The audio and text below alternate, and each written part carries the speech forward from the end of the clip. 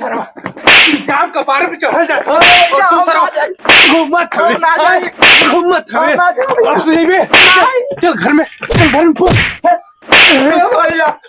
एक भाई हो पढ़ा था तू सार पांच दिन भर घूमत हो उन्हें जो सर ऊपर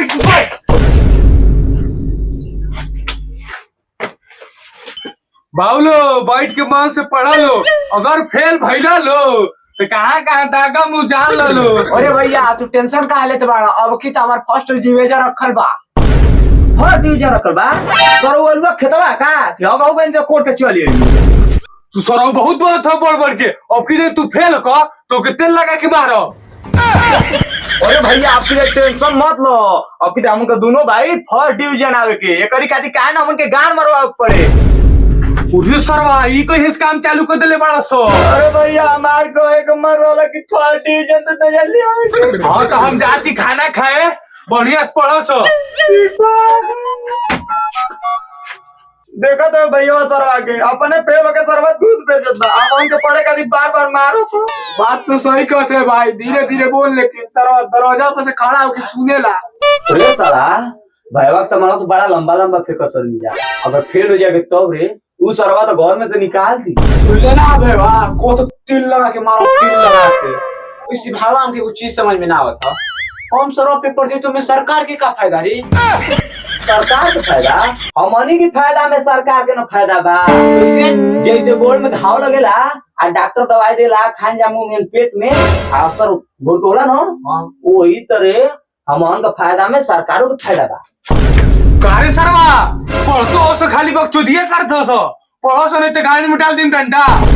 हम आथे पे बिल जमा करके सरवा भाई की कसाई है तोरा बार पढ़े के कहता जाए तो चुप रहो बाबू पढ़ो 2 घंटा बाद सरवा आई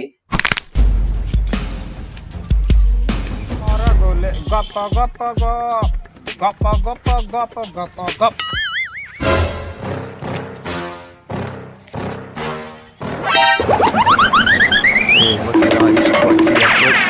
गाय हमारी माता है हमको कुछ नहीं आता है सर हमारा बाप है पेपर देना पाप है नदी किनारे साला ये काम कर बरे पैसा ला मैंने निकाला मिट गई ना अमन का नाम है के भैया मार लोगे पढ़े कह के गल बनो बक साला चल दो अरे सरवाकू चलो तो अंगी भैया के देखो ले ना उन्नी यात्रा लमा ना रे सरवा ना जाए के भैया के ना बिल जमा करे आज ये तो बड़ी मार मरी है अरे सरवा बिल जमा कर गेलो तब तो 2-3 घंटा बाद ही आई तब ले तब खेल के आई जाए ये साला कैसे खेल के आ जाएगी हमारे पास तो गोली है नहीं थे अरे सरवा हम गोली ले ले बाड़ी यही में से तो खिला दे सही कहो हां रे साला तोरी मोबाइल में हम 1 GB रिचार्ज मार दे तू बैठ के फ्री फायर खेल हम जाते गोली खेल का तो बाकी भैया से मत बते गोली खेले गोइल बा ना हम काम ना करो हम चलो ना तो भैया से कहो अरे सरवा इहो के ले कौने बीनी गोली ले लो जा तो हां चल सरवा चल चल चल आगे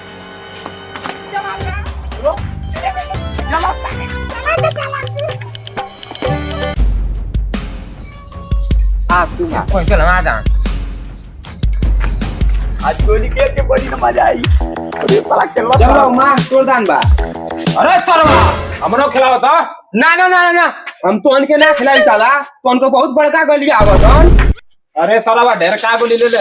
ना के तो न गोली ले ले रासन हम तो उनको खिलाई ना बोले सरवा खिलाओ जिससे कि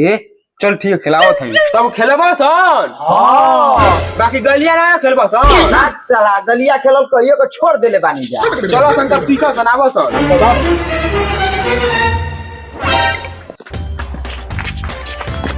ए रुका तो कौन अंटा उठाई ना सारा हम नहीं आई देख ले मी रही हम भी रही आप सारे हम नहीं रहे देख लो सन रुका तो सरवा ना पाई ना सरवा ना देख कपारे पाओ था ना हां चल देख एक ई साला फक्का है हटा देख तो कहां होता इतना आगे देख साला आवत है मेरे किनारे हर के सवा 3 साला गोली स्टार्ट कर देले हैं हम ना खेल जो अरे साला चल तू आई में तो चल सरवा मेरे साल लोग गोलियां खेलत चल मार तो देख बाबू मारत है मारना क्यों रहल रे का बोले क्यों साला गाड़ी में खोदल ए भाई हम ना रहनी रे तू ना रहले हो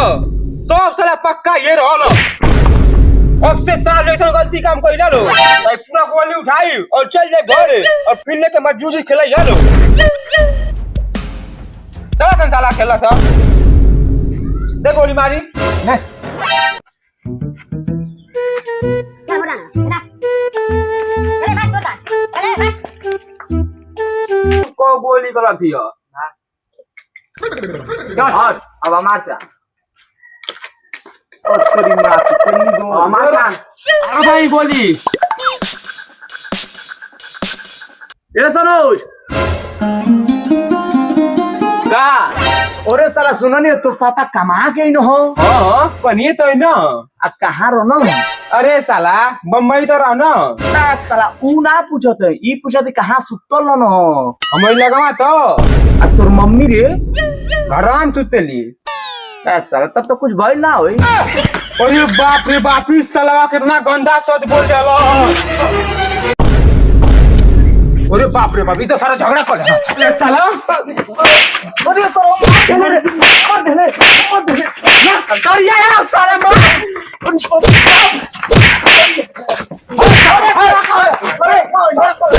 अरे साले ये समझाने देना मारो फसाद में बोल क्या कहला क्या कहलो रे कुछ ना कहने सरवा चला मुझे भाई बजा के भोसड़ी वाला चला चला जान दे बेटा काट दी चल साला तनाई कुल चल मार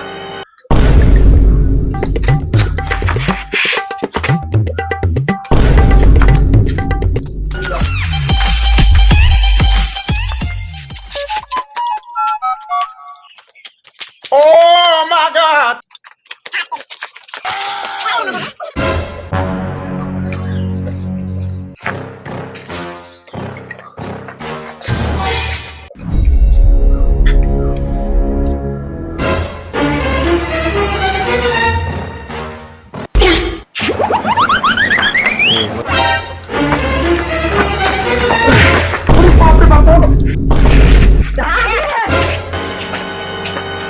अरे तनिका बाहर का चल गई अपन तोड़ के औकात दिखा देला सब अरे बाप रे बाप अरे भाई अरे तू कहा उनके साथ गाड़ी में लोड डाल के मार सर पेपर के बारे में चढ़ल तो जो गोली खेल तो लाल अरे भाई